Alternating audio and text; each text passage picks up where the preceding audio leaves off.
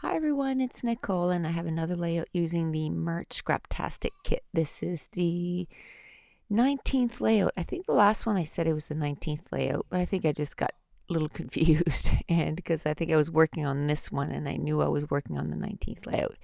But anyway, I'm showing you I'm using some Bella Boulevard paper, some Amy Tangerine Plus One, and again on my Facebook.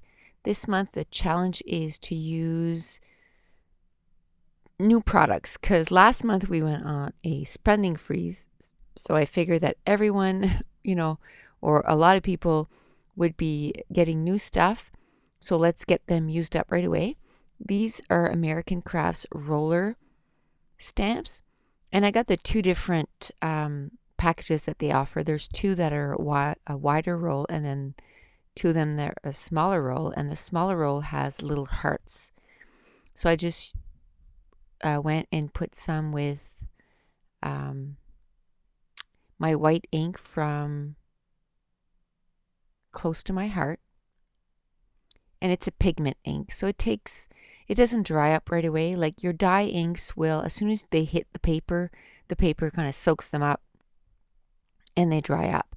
But your pigment inks, they're made that you can also, like I could have added some white embossing powder to this and really made the hearts pop off like really white, and the powder would have stuck to the pigment ink because it stays wet for a bit. But I didn't want that look, so I just dried it up because I just wanted it to fade sort of in the background.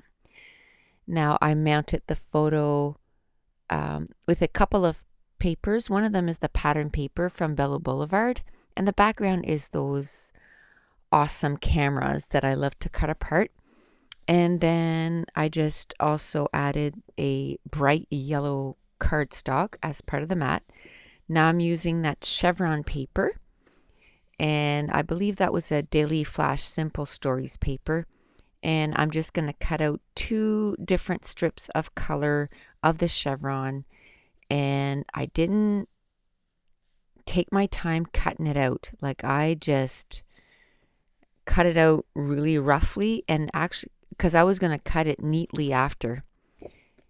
And because I find it hard when you have a big piece of pattern paper to cut from it, so I just kind of roughly cut around and then I do take my time.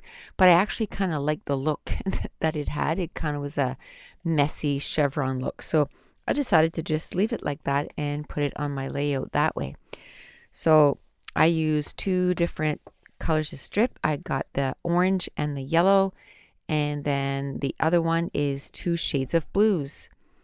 And I just thought it was really, really cute for a boyish paper or page, sorry. And this is a picture of my grandson. He was about 5 months old there. It's when we went on our trip to Quebec there. I took a bunch of pictures of him.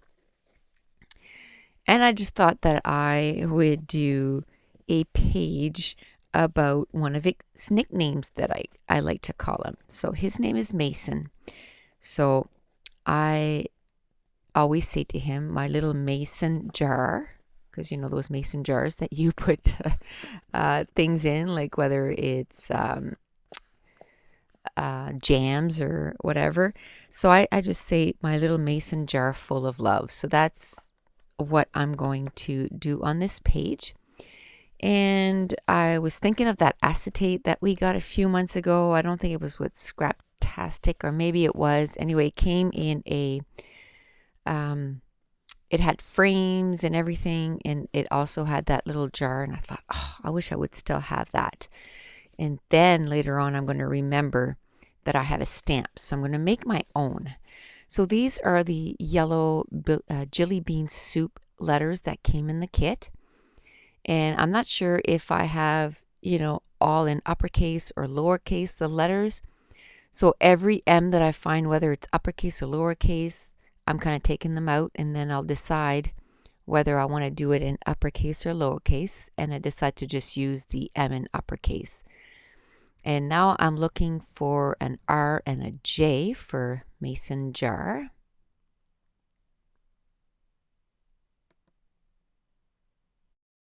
And I really love those letters. I just got to figure out a better way to sort of go through them.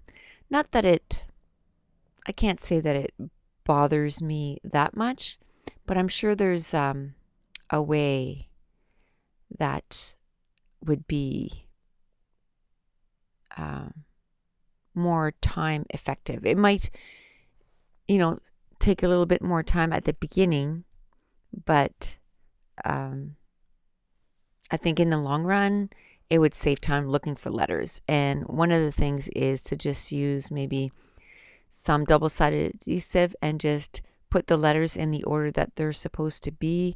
And I had thought before maybe on an acetate, but acetate is expensive. Like I remember I bought a whole package of acetate and it was quite expensive, so it's not something that I want to waste on. So I'm thinking maybe a piece of chipboard, but then it takes so much room. So for now, I'm just going to leave the letters in there. So this is where I decide to make my own embellishment for this page. So I have a Dear Lizzie little stamp, and I bought this quite a few months ago. It was from one of her last releases, quite a long time ago. And it has a little jar, and then with the little jar you have little different things that you can put in it. So there was little stars and hearts, and I can't remember what the other things were, but so what I decided to do, I just took my StazOn ink and I stamped the jar with that on some vellum. And then now with the hearts, I'm just using my Hero Arts regular ink, and I'm stamping them in a few different colors. I think I used Tide Pool Blue, the mint, the butter bar, and a pink, I think. And I'm just stamping the little hearts kind of wee-nilly in the jar, just so they look like they're falling into the jar. And then I'm going to take my heat gun and I'm going to heat them up. That's what it is. The red is actually my new Memento ink, and I'm going to use that. I think it's called Morocco, and it's a nice orangish, reddish. Or actually, it looks, orangish. So I'm going to heat that up again and dry it up. So on this page, as far as new stuff, I used my roller stamp that was new, and also one of those inks. So I used a couple things that were new. And I mean, to be fair, that stamp was also new. It was still in the package when I started this page. The package wasn't even broken. So that was also, it was an older product, but I had never used it. So it felt good to use it on this page. And I know I'm going to be using that a lot. And when I bought it, that's what I had in mind. And I always have nicknames, for all my kids. So I knew for my grandson that I was going to have nicknames for him. And as soon as, my daughter decided what name he was going to have, then I started with coming out with the nicknames. And to me, Mason is such a grown-up name. And I said, I need baby names. I need to be able to make him sound like he's a little baby. And so this is where, the little M, big M, and then when he's older, it's going to be MJ. And then there was Mason Jar as my, when I just squeeze his cheek and I just tell him he's my little Mason jar full of love. And I don't know what it is about nicknames, but I just always love nicknames for my kids. And he's also my little monkey, because M is for monkey. So it took me a few minutes to get these, embellishments all completed, but I really like them. I love stamping on vellum. And the best way to do it is with StazOn, but I did it with the Hero Arts. I'll tell you the difference. With the StazOn, it's a crisp stamping. So that was perfect for the mason jar itself, because you wanted it to be crisp. And then with the little hearts, it was kind of nice for them to be a little bit almost, they look like they were inside the jar because they weren't clear. They're a little shadowy. So it was perfect for that. So now I cut 2-inch strips from the pattern paper, and it's the Bella Boulevard one, the one that has the camera on the back side, and I cut a strip to the top of the layout and the bottom of the layout because this was from the Amy Tangerine +1 collection. So at the top it kind of said +1, it said date, so I was trying to cover that up so you couldn't really tell that it's supposed to be for like a pregnant page. And I know it has the numbers on the side, but I mean, he's a baby on this and he's growing, and I could possibly be talking about the weeks, because right now he's 5 months, so he would be at 20 weeks, right? 5 times 4, 20. So that works out great, and the number 20 is not covered up. So, and now I feel good about the the layers for the background, so I'm going to glue everything down, and then I don't have to fuss with that again.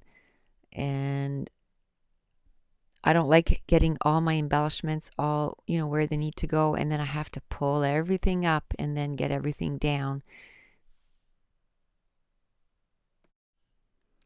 Because most of the time I can never remember, how I had it. And I know, sometimes I remember to take a picture of it, but most of the time I forget.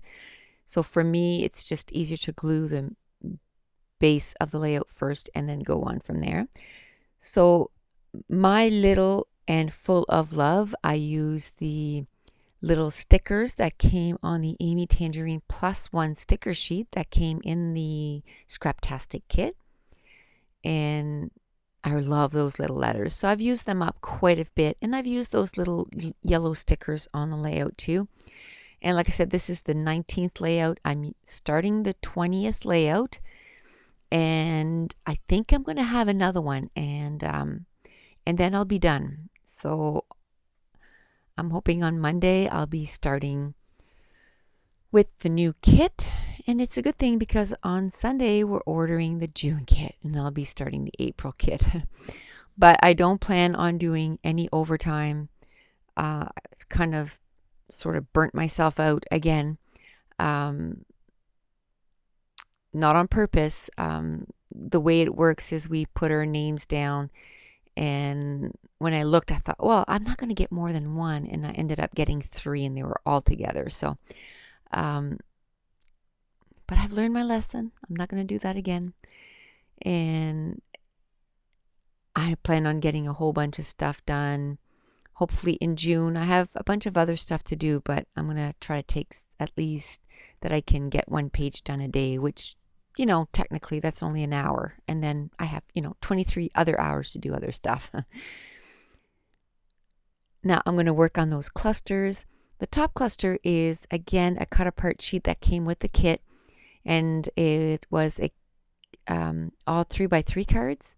And it was a daily life pattern paper, and I've used them almost all up, and I can't wait to do the Killer Kit video because I know I've used quite a bit of stuff, but these kits come so jam-packed with a lot of stuff, and I don't mind having a little bit of die cuts left, because then I know as I'm creating my pages I have a ton of stuff to choose from.